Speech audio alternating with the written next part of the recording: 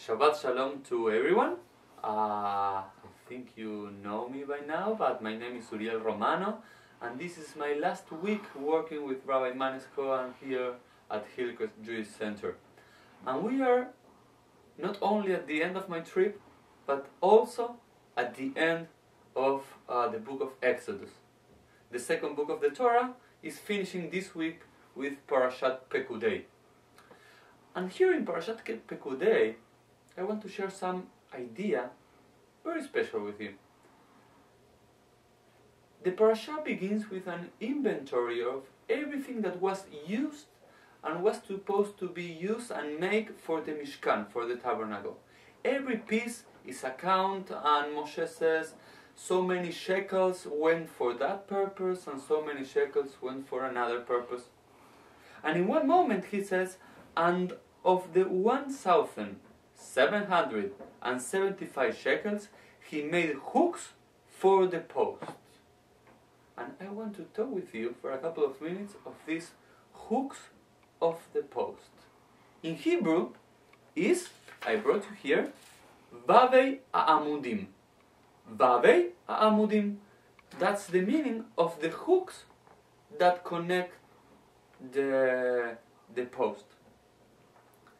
And I want to share something beautiful that the Jewish tradition, beginning with the Talmud and continuing until modern times, bring us about the VAV Amudim. You know, one letter of the Hebrew alphabet is, as we saw, the VAV. The VAV is the sixth letter of the Hebrew alphabet, the alphabet. And the VAV is a very important letter. The hook is called VAV, many VAV. And this VAV is very special in the Jewish tradition. Why? Because according to many Sofrim, those who write the Torah, every column, every amud of the Torah should start with the letter VAV.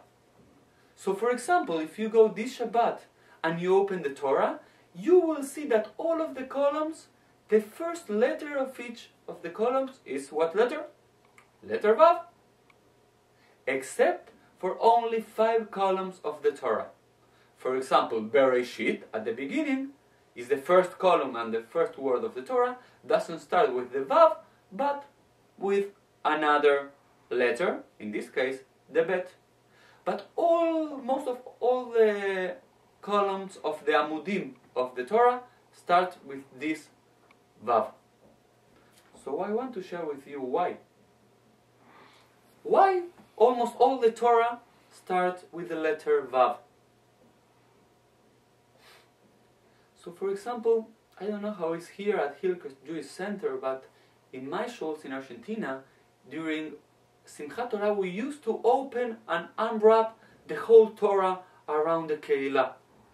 And imagine yourself that the whole Torah is the panel of the Mishkan, of the tabernacle that we are discussing in this last parashat of the Torah. And then you have the columns of the Torah, that is the columns also of the Mishkan. But what is the thing that brings us together is this letter VAV, this hook of the VAV Amudim.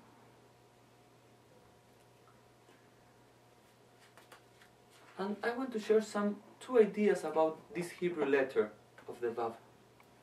First of all, that the VAV is called, one of the uses in Hebrew is named by VAV HaChivur, the VAV that connect each other.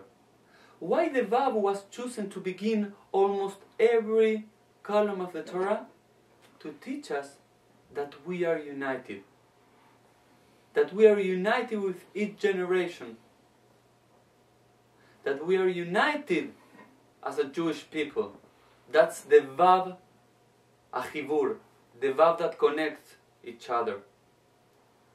Also, one of the meanings of the VAV is, as you may know, and.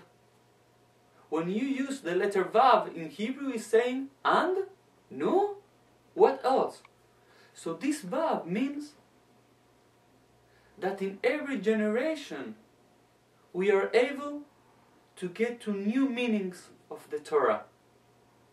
The Torah is not a closed book with only one interpretation.